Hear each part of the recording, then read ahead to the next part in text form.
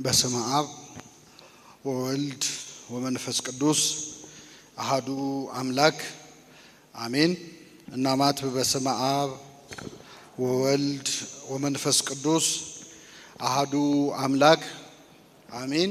በስመ አብ ወወልድ ወመንፈስ ቅዱስ አሐዱ አምላክ አሜን። ጸጋችን ምንድነው? ለሐዋርያት የተሰጠ መንፈስ ቅዱስ ለኛ ተሰጥቷል? አልተሰጠም? አልተሰጣችሁም? አልተጠመቃችሁም? በአርባና ስንጠመቅ ምን ተሰጥቶናል? ጸጋ መንፈስ ቅዱስ ተሰጥቶናል። ለሐዋርያት የተሰጠው ለኛም ተሰጥቷል። ሐዋርያት የሰሩትን እኛ መስራት ያልቻልነው ለምንድን ነው? ቅዱስ ጳውሎስ ለክርስትና ልጁ ለጢሞቴዎስ እንዲህ ሲል ይመክረዋል። በአንተ ያለውን የመንፈስ ቅዱስ ጸጋ እንድታነሳሳው እመክርሃለሁ። በአንተ ያለውን የመንፈስ ቅዱስ ጸጋ ምን እንድትለው? እንድትቆሰቆሰው። እሳት ነው መንፈስ ቅዱስ። እሳት ካልተቆሰቆሰ አይነድም። ተዳፍኖ ከቀረ ምናልባትም ሊጠፋ ይችላል። እያንዳንዳችን ፈጽመን እስካልካድነው ድረስ ከኛ የማይለይ ጸጋ መንፈስ ቅዱስ በ40 እና በ80 ቀናችን ተሰጥቶናል። በተሰጠን ጸጋ እንድናገለግል ግን ምን አለ? ባንተ ያለውን የመንፈስ ቅዱስ ጸጋ እንድታነሳሳው እመክርሃለሁ። ጸጋ ሲባል መዘመር፣ መስበክ፣ መቀደስ ምናምን ይመስላል። ይሄ የቤተክርስቲያን አገልግሎቶች ውስጥ ያሉ ስራዎች እሱ አይደለም። ብዙ ጸጋ አለ። የጸጋ ስጦታ ልዩ ልዩ ነው። መንፈስ ቅዱስ ግን አንድ ነው።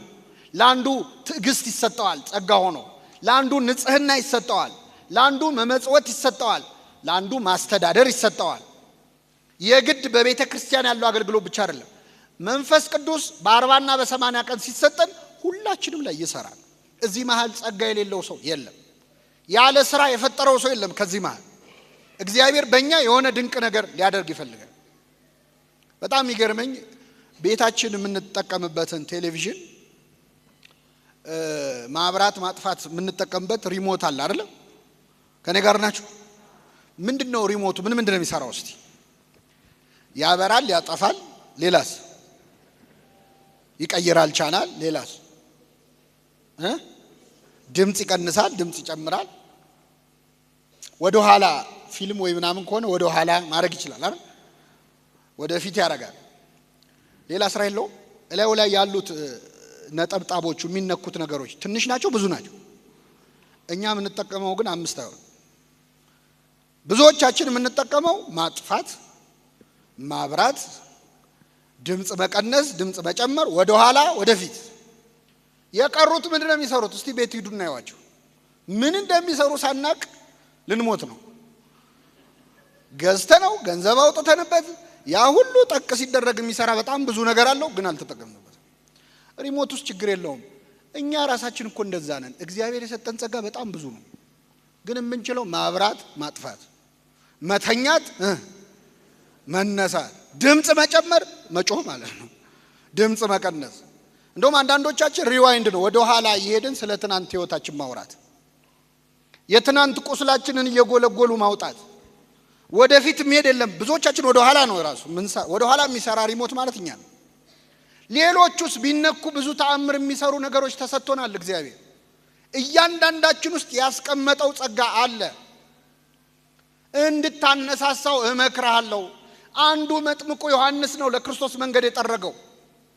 በእድሜ ትንሽ ነው፣ በአጭር ጊዜ ነው ያገለገለው። ዮሐንስ 6 ወር አገልግሎ የሰራውን ስራ እኛ 6 ዓመት አገልግለን ለምንድን ያቃተን?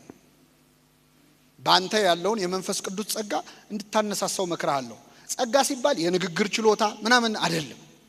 በጣም መጽሐፍ ቅዱስ ላይ ያሉ ዋና ዋና ስራ የሰሩ ተናጋሪዎች ንግግር የማይችሉ ሰዎች ናቸው። ለምሳሌ እስራኤልን ከግብጽ ነፃ ያወጣው ነብዩ ማን ነው? ሙሴ ነው። ሙሴ ኮልታፋ ነው። የእግዚአብሔር ቀን አይገርማችሁ? ኮልታፋ ሰው አሁን አፈ ጉባኤ ይሆናል ለምክር ቤት። እግዚአብሔር ግን አፈ ጉባኤ አድርጎ የመረጠው ኮልታፋው። ያንተ ምላስ ለኔ ምንም አይሰራም ነው። ሙሴ ደና ጉልበት እያለው አልሰራበትም እግዚአብሔር። ትዝ ይላችኋል? ሙሴ ቤተ መንግስት ውስጥ ነበረ፣ ለፈርዖን ቅርብ ነበረ፣ የግብጽን ቋንቋ ያውቃል። ስትራቴጂካሊ ጥሩ ቦታ ላይ ነው ያለው። እስራኤልን ነፃ ሊያወጣ ሲሞክር ግን አላወጣቸው። ወጣት ነው፣ ለእስራኤላዊው አግዞ ግብፃዊውን ገደለው። እንኳን እሱን ነፃ ሊያወጣ እሱም ስደተኛው ነው፣ ተባረረ። 40 ዓመት ሙሉ በበረሃ በምድረ በዳ ኖረ። 80 ዓመት ሲሞላው እግዚአብሔር ሕዝቤን ነፃ አውጣለሁ። ስንት ዓመት ሲሞላ? አሁን ለሥራ የሚመቸው ከ40 ዓመትና ከ80 ዓመት የትኛው ደና ጉልበት ያለው መቼ ነው? አልፈልግም አለ እግዚአብሔር። አይፈልግም። ያንተ ጡንቻ ለኔ ምንም አይሰራም። ግብጽ ውስጥ ስትራቴጂካሊ ቤተ መንግስት ውስጥ እያለ የፈርዖን ቋንቋ ተናጋሪ አልፈልግም። መቼ ነው የሰራበት? እጸጳጦስ እግር ስር ወድቆ ሲደፋ ነው። ምድረ በዳ ላይ ሄዶ በረሃብ ሲቆላ ሲጾም መከራ ሲያይ ያኔ ሕዝቤን ነፃ አውጣለሁ። እግዚአብሔር ስራ የሚሰራው በእኛ እውቀት እንዳይመስለን፣ በእኛ ጉልበት እንዳይመስለን፣ በእኛ ንቃተ ህሊና። እኔ በቤተ ክርስቲያን ለሰበካ ጉባኤም ለማህበራትም ጥሩ ሰው ይመረጥ ይባላል። አንዳንዴ የተማሩ ትልቅ ስልጣን ያላቸው ምናምን ሰዎች ደና ድሪም ቲም የሚባል ደና ሰው ይሰብሰብ ይባልና ተሰብስበው ተበጣብጠው ይበተናሉ። ለምን? እግዚአብሔር በእኛ እውቀት አይሰራም። በትሁታን ነው እግዚአብሔር የሚሰራው። እችላለሁ በሚሉ ሰዎች ሰርቶ ያውቅ። በታሪኩ ሰርቶ ያውቅ። 12 ሐዋርያት አሁን ጾማቸውን ምን ጾምላቸው የምሁራን ስብስብ መሰሏችሁ? እንደ የሰለጠኑ ሰዎች አይደሉም። ከ12 ሐዋርያት 11 የገጠር ሰዎች ናቸው። የሰሜን እስራኤል የገሊላ ሰዎች ናቸው። ከ11ዱ ማን ነው? ከ12ቱ 11ዱ የገጠር ሰዎች፣ አንድ ነው የከተማ ሰው ያለው። እሱም ይሁዳ ነው። ይቅርታ አድርጉልኝ አዲስ አበባ ልጆች፣ ይሁዳ ነው የከተማ ልጅ። ትቢቱም አልተቻለ መጨረሻ። ኮልታፎች፣ ንግግራቸው አንደበታቸው ርቱ ያልሆነ ፈሪዎች፣ ተጠራጣሪዎች፣ በእነሱ ድክመት እግዚአብሔር ስራ ሰራ። ኃይሌ በድካምህ ይገለጣል ብሎታል። እስኪ በሉ ኃይሌ በድካምህ። በቃ እግዚአብሔር በደካሞች ነው የሚሰራው። ባለቅኔ ነው። በቃ ከስግ እንዴ ኤልያስን የመገበው ቁራ ነው። የእግዚአብሔር ቅኔ እኮ ይገርማል። ለኤልያስ ጧት ስጋ እያመጣ ያበላው ቁራ ነው። እንደው ካልጠፋ ወፍ ማለት ነው። ስጋ መስጠት የማይፈልግ ወፍ ማን ነው? ቁራ ሲመነትፍ እንጂ ሲያቀርብ አይታችሁ ታውቃላችሁ? እግዚአብሔር ቅኔው አያችሁ። እንደ ቁራ ካሉ ስግብግቦች ነጥቄ ሰጣችኋለሁ እኮ እያለ እኮ ከተንገበገቡ ሰዎች እንደውም ከማይወጣ ቁራ እኮ የገዛ ልጆቹን አያሳድግም። የቁራ ልጆች የሚያበላቸው አጥተው ሲያለቅሱ የሚመግባቸው ማን ነው ይላል መጽሐፈ ኢዮብ ላይ። ግን ልጆቹን የማይመግበውን ቁራ እግዚአብሔር መጋቢያ አስተናጋጅ አደረገው። ጠዋትና ማታ እየመጣ ለኤልያስ ስጋ አቀረበለት። ስለዚህ እግዚአብሔር የሚሰራው በቸርነቱ እንጂ በእኛ እውቀት በእኛ ትጋት አይደለም። መቼም ሰርቶ አያውቅም።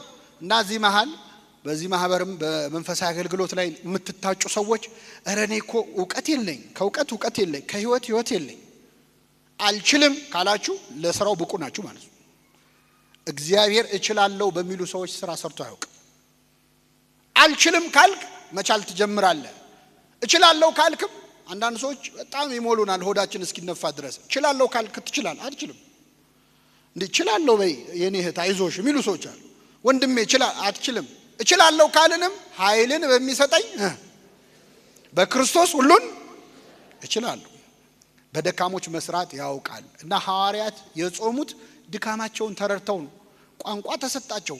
እንዴት ሄደው ይህንን ዓለም ይሰብኩታል? እንዴት ሄደው ያዳርሱታል? እሳቱን ስለቱን እንዴት ይችሉታል? ያን ጊዜ ጾማሉ እንዳለ ክርስቶስ ከአገልግሎት በፊት ጾመዋል። ጌታም ተዘጋጅቷል እኮ 30 ዓመት ዝም ብሎ ነው 3 ዓመት ያስተማሩ። እኛ እኮ 3 ዓመት ተምረን 30 ዓመት እናስተምራለን።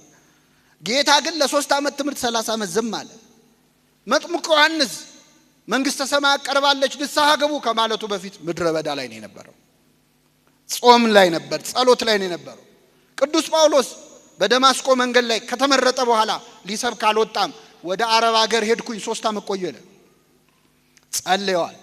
ስለዚህ አገልግሎት ጸሎት ካለበት ጾም ካለበት እኛ ባንሰራውም ስራውን ማን ይሰራዋል? እግዚአብሔር ይሰራዋል። አለዚያ ግን ገንዘባችን የሚሰራው ከመሰለን ዕውቀታችን የሚሰራው ከመሰለን እግዚአብሔር እጁን ከዛ አገልግሎት ላይ ያነሳል። አዎ የሆነ እንደው የተደበቀ አቅም የሌለው ሰው የለም። ምክንያቱም ለኔም ላንተም የተሰጠው በ40 ቀን የተሰጠን መንፈስ ቅዱስ ስንት ነው? አንድ ነው። የጸጋ ስጦታ ልዩ ልዩ ነው። መንፈስ ቅዱስ ግን ስንት ነው? ስለዚህ ቆስቁሱት እስቲ። እግዚአብሔር በእኔ የሚሰራው ምንድነው? ምን ፈልገን የፈጠርከኝ እዚህ ምድር ላይ ያመጣኝ? በእኔ ምንድነው እቅድ? በማይረቡ ሰዎች ስትሰራ ይቻለው። ከኔ በላይ የማይረባ የለም። ታዲያ በእኔ ላይ ለምን አትሰራም?